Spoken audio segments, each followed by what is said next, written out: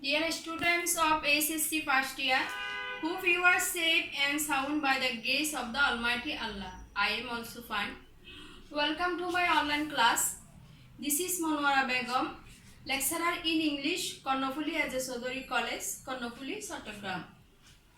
Dear students, today we are going to discuss about a good question, and this is Kumilla Board 2019, and today's topic is completing sentences with suitable phrases or words given in the box.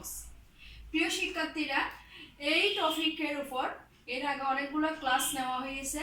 This is my last class on this topic. So let's begin the class. Complete the sentences with suitable phrases or words given in the box.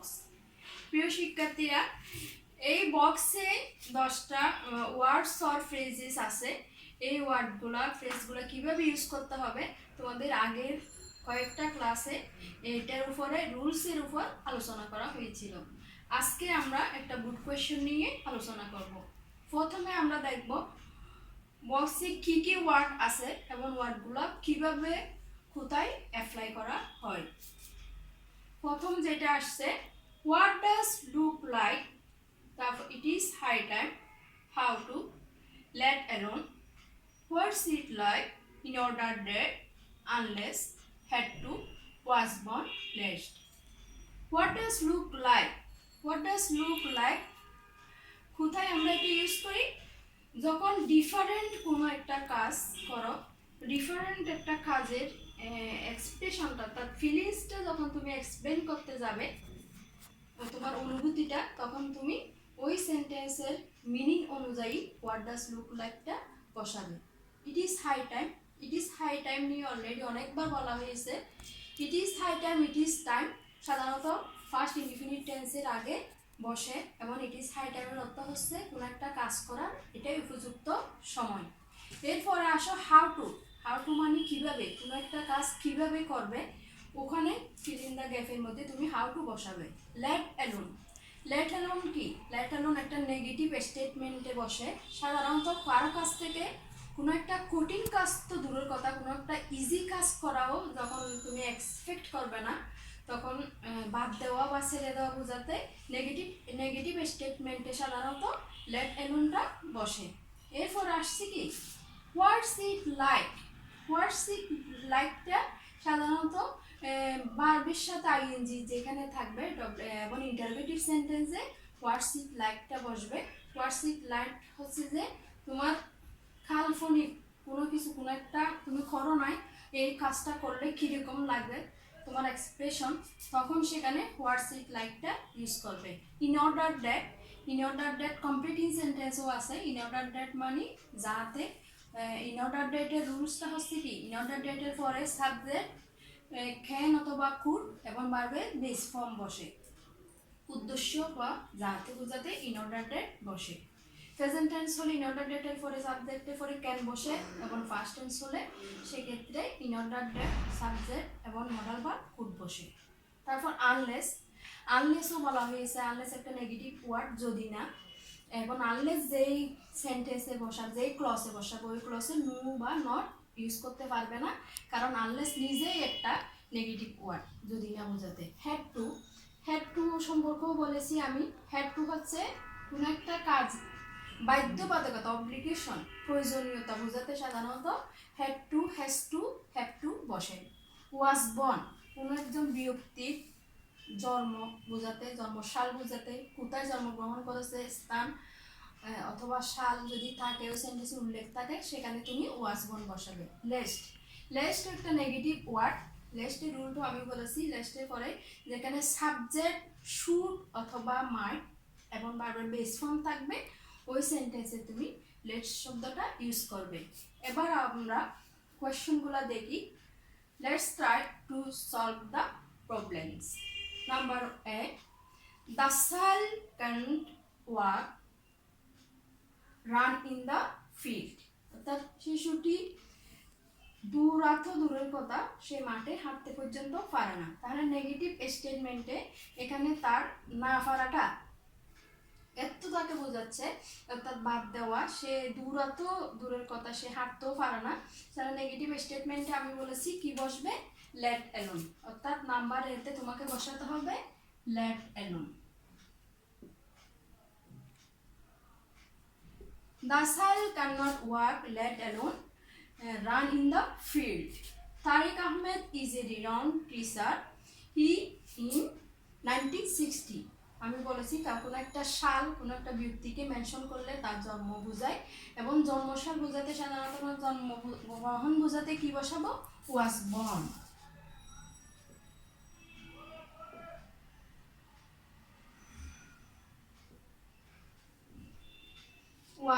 He was born in 1960. Number C. At present, the children don't know how to swim in water. কিভাবে সাঁতার কাটতে হয় জানে না। কিভাবে ইংলিশে কি, how to. তাহলে এখানে অ্যাপ্রোপ্রিয়েট ওয়ার্ড কোনটা বসবে, how to. How to. At present, the children don't know how to swim in the water. And the next one, parents work hard to take care of their children. এখানে কি obligation বোঝাতে, অর্থাৎ হ্যাঁ মা বাবাকে তাদের বাচ্চাদের দেখাশোনার জন্য অনেক কঠোর পরিশ্রম করতে হয়। তাহলে কি এটি কি প্রয়োজনীয়তা বা বাধ্যবাধকতা। অব্লিগেশন বোঝাতে কি বসবে, আমি বলেছিলাম অব্লিগেশন বোঝাতে হ্যাভ টু, হ্যাড টু বসে, এখানে আছে কি হ্যাড টু, ঠিক আছে। তাহলে এখানে ডি নাম্বারের কারেক্ট আনসার কি হবে, parents had to work hard to take care of their children.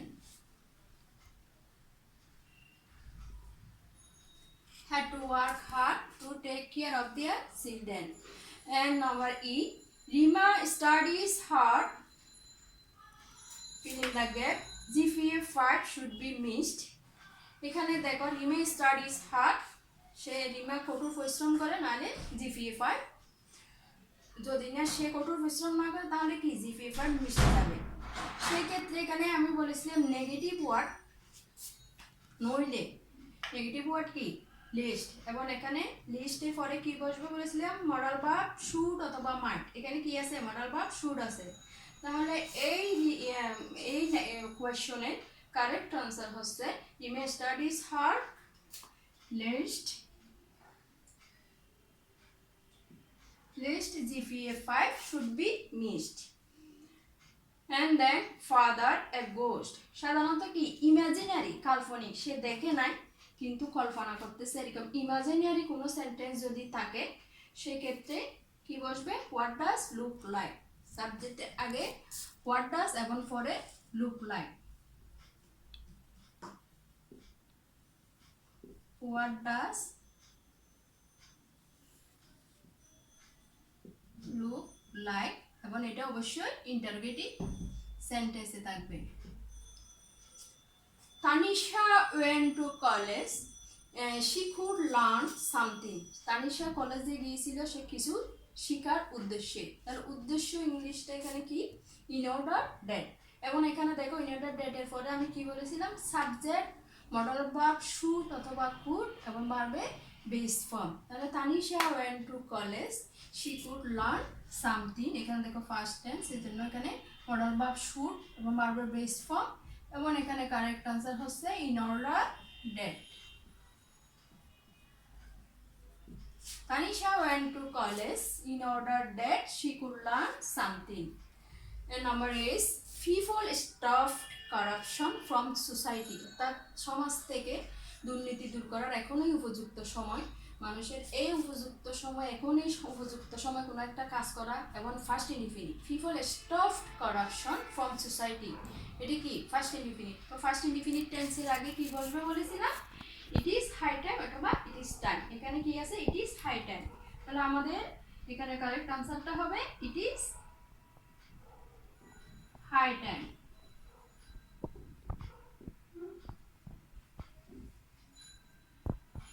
It is high time people stopped corruption from society.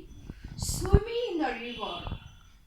Present এটা ভার্বের সাথে আইএনজি আছে এবং ইন্টারোগেটিভ সেন্টেন্স। এটা কি ফিলিংস, অর্থাৎ কোনো একটা ডিফারেন্ট কোনো একটা কাজ করে ওটার ফিলিংসটা যখন তুমি এক্সপ্লেন করতে যাবে তখন সেখানে কি বসবে, হোয়াটস ইট লাইক, তোমার অভিজ্ঞতা সম্পর্কে এক্সপিরিয়েন্স সম্পর্কে যখন জানতে চাওয়া হবে, অর্থাৎ নদীতে সাঁতার কাটার এই অভিজ্ঞতাটা কীরকম, সেক্ষেত্রে তোমাকে এটি ইন্টারোগেটিভ সেন্টেন্স এবং ডব্লিউএস ওয়ার্ড দ্বারা যুক্ত হোয়াটস ইট লাইক শব্দটা সেন্টেন্সের শুরুতে বসাতে হবে। What's it like swimming in the river? For the first time, it seems new experience for all. এটা আমি আগে বলেছি, নতুন কোনো অভিজ্ঞতা সম্পর্কে যখন কাউকে এক্সপ্লেইন করতে যাবে তখন সেন্টেন্সের শুরুতে কোয়েশ্চন অর্থাৎ ইন্টারোগেটিভ সেন্টেন্সে হোয়াটস ইট লাইক বসে। And the last one, you will not succeed in life, you work hard. এটা একেবারে ইজি একটা কোয়েশ্চন, এর আগেও অনেকবার করা হয়েছে। ইউ ওয়ার্ক হার্ড, এদিকে বলছে you will not succeed in life, তুমি যদি না তুমি কঠোর পরিশ্রম না করো তাহলে তুমি জীবনে সফল হতে পারবে না। এখানে এই যদি না শব্দ কোনটা, নেগেটিভ ওয়ার্ড কোনটা, unless, unless you work hard, you will not succeed in life unless you work hard.